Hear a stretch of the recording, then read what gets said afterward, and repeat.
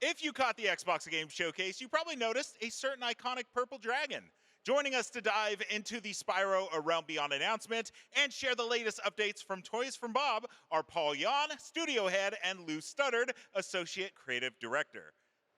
Hi guys, welcome to IGN Live. Thanks Hi. for having us. Yeah, thanks for having us. We had to clear the room because just Spyro is just it's too hype, and there was just too many people, so we had to kick everybody out. But hey, your game's out there in the wild. How do you feel about that? Very, very excited. I mean, Yeah. we've been working in stealth for the past 2 years, Yeah. and it's fantastic to be able to give a little peek, a little glimpse behind the curtain about what we've been building. Yeah. Honestly, relieved to finally be able to talk about it. Yeah. Yeah. That's always a thing where it's like we were talking before this, and you're like, I've been playing the game or whatever, but like you're never allowed to like tweet about it or post anything about it. You just have to pretend. Always working in secret. Very normal day at the office. Well, speaking of the office, I want to talk first. I know people want to hear about Spyro, but I want to hear about Toys for Bob because you guys are independent now after all these years. That we are. How has that changed how you guys are approaching development for your future games? I'll just say that Spyro A Realm Beyond for us, it represents a return to the types of games that we are most passionate about making. Yeah. And I think we have to go back a little bit in history to kind of talk about our journey through this. So we've been a part of Activision since 2005. Wow. And we've had a fantastic, successful partnership for over that time. We've done Skylanders, an original IP. We've remade the classic games of Spyro and the Reignited trilogy, and we've done a whole new Breath of Life for Crash Bandicoot in Crash Bandicoot 4 and Crash Team Rumble. And when we were right around 2022 or so, times changed, and there was a corporate. What do you mean? things started happen. to change. There was a lot of things that were shifting in the industry, and particularly for us, there was a corporate mandate for us to move and support larger initiatives. Right. Games like Warzone and Overwatch 2. And Toys for Bob stepped up to support those initiatives and support those teams and those games, and we're very proud of the work that we did. But deep down inside, we knew that there wasn't the right fit, and we were getting away from the types of games that we love to make and that we're best known to doing. Okay. So that was part of the journey of moving towards independence. So if I'm a Toys for Bob fan, which I am, by the way. Thank you. If I'm a Toys for Bob fan and I'm reading it was earlier this year or last year where you guys announced that you were going independent? It's 2023. It was that time so it's period. been a couple years It's been a now. couple of years. That too, yeah. So I'm wondering what you guys are making next, and sure enough, you come back with an Activision title. Yes. My first thought would be, are they going to work on something original? Or are they going to, kind of maybe break away from the Activision IP? And you guys did not. So is this something we can expect from Toys for Bob going forward? Like, what made you choose Spyro? Well, Spyro's been on our minds for a long time. It's part of our DNA. We've been working with the character, through Skylanders and through Reignited, and to be honest, during the Reignited trilogy, that's where the spark of the idea for this game came from. The spark? So, yes. So we've been thinking about it for a long time, and we knew that we wanted to go and create an original title for that. So that's where it began. But to your question about still working with Activision, that sounds strange, and I can see the optics of that is a little bit odd. But I can tell you that right around 2023, around that time period, Microsoft was in the process of acquiring Activision. Yeah.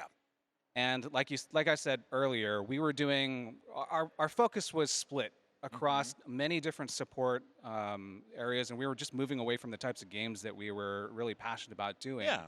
And so with the amount of change that was on the horizon with the acquisition and this transition that was coming up, we felt that was the right time for us to say, let's double down and bet on ourselves in a big way, and let's propose something really radical. So we put forth a plan that said, hey, we would like to buy back our independence and take back creative control, organizational control, financial control, and then spin out as a separate independent company. And in order to focus on the types of games that we love, and also to preserve the team and all the tenure that we've built. And part of that proposal was also building and developing this new game that we've been thinking about for so long, and delivering that in partnership with Xbox.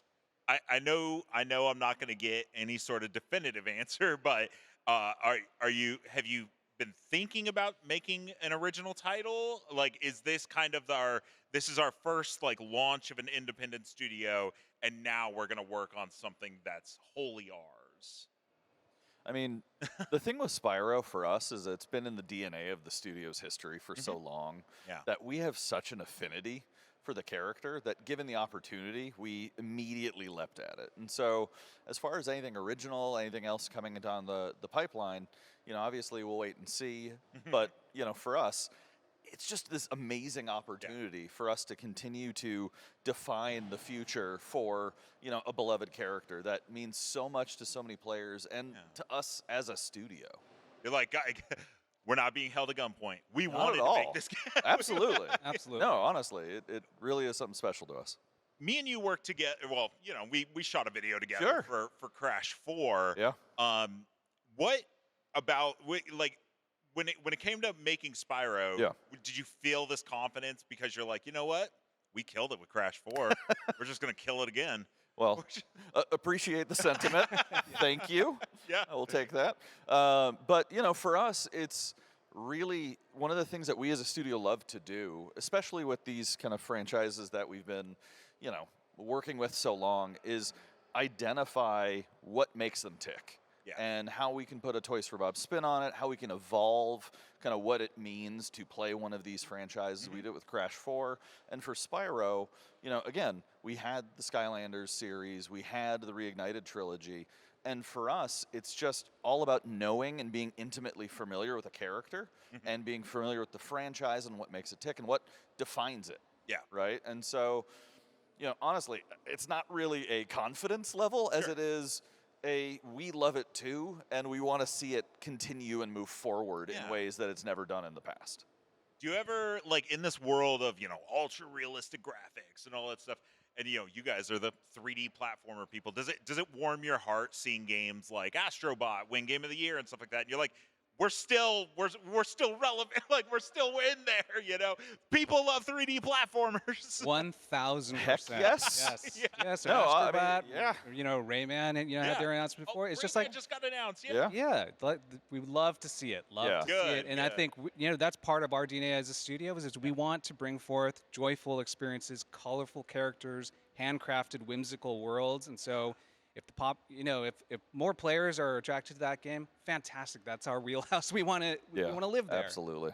The audience is going to kill us if we don't talk about Spyro at all. So we're let's here talk for about one of the You're like, let's do it. Let's talk about one of the something somebody may have heard, which is this is not an original voice actor for Spyro. Who do we got? Well, it is the original. It's the it's original. not a new voice actor. Yes, correct. Sorry, that's what I meant. It's all right. Honestly, for us, as I said, we know intimately this character. We love this character, and nothing really embodies Spyro for us more than Tom Kenny voicing and embodying Spyro. And so Tom was who we brought back for the Reignited trilogy. It was who voiced Spyro in some of the original games. Yeah. And Tom is just this phenomenal voice actor who is an absolute pleasure to work with and loves this franchise. He was so excited. It didn't take any convincing. No, not at all. We're And making a new Spyro game. And he's like, honestly, he's talking to us in session about his memories of recording it from before, how people come up to him saying that they want a new Spyro game and how excited he is for that. And honestly, it took about 10 seconds for him to get the voice back and the personality back, and we were ready to go in session. You guys, we don't see a ton of gameplay in the new trailer, but there's a little bit at the end. Yep. And there is a dragon flight is kind of the thing we're going for here. Yeah. Are we expecting to see more flying in this one, or just more gliding? I mean, actually, yes.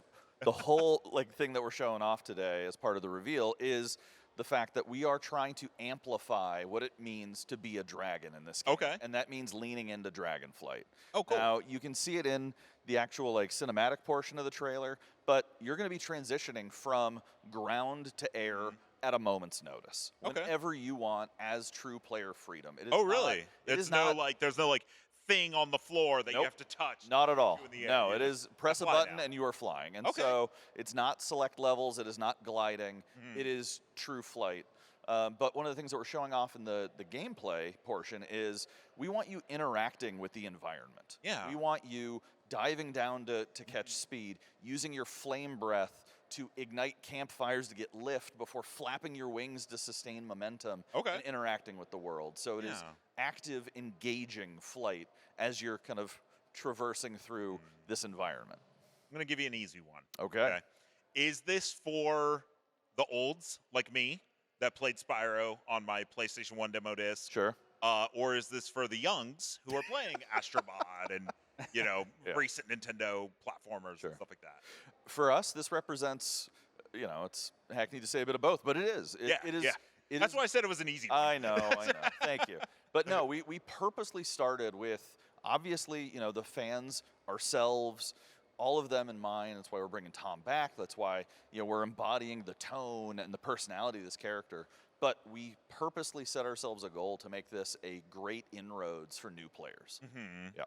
Story-wise, do I need to know what happened in the first 3 games, or? So we're not talking detail-wise. Okay. But again, we wanted to make this as welcoming an onboarding point for new players as could be. Is there a world where Tom says no and you do it anyways, just with somebody else? Thankfully, we don't have to live in that world. Thankfully, we don't have to live in that world. Tom is a delight, and honestly, happy to be part of the crew. Okay, cool. All right, well, let's talk about, before we crash out really quick, we got to talk about the release, because you guys did kind of tease it, and platforms too. Yeah. Were you guys, was there any sort of mandate to try to have this as an Xbox exclusive, or as an indie, you guys or as an independent studio, you guys got the freedom to just be like, we want our game everywhere? I mean, honestly, as part of the conversations about making this game, it was trying to get it in the hands of as many players as possible. And so for us, that means bringing it to Xbox. That means bringing it to Xbox Game Pass, Xbox on PC, but also PlayStation 5, Switch 2, and Steam. Is the Switch 2 port going to be day and date, nice and frosty? That's the plan. That's you're like, yes. Yes. Yeah. All right. Well, spring 2027 is when we're going to be playing A Realm Beyond. I hope everybody's excited for it. I know I am. Guys, thank you so much for coming to IGN Live. Congrats on the reveal. Thank you so much for having us. Couldn't be more excited to talk about it finally. I know. We can't wait to have you guys back. For more on IGN Live and everything else video games, stick right here.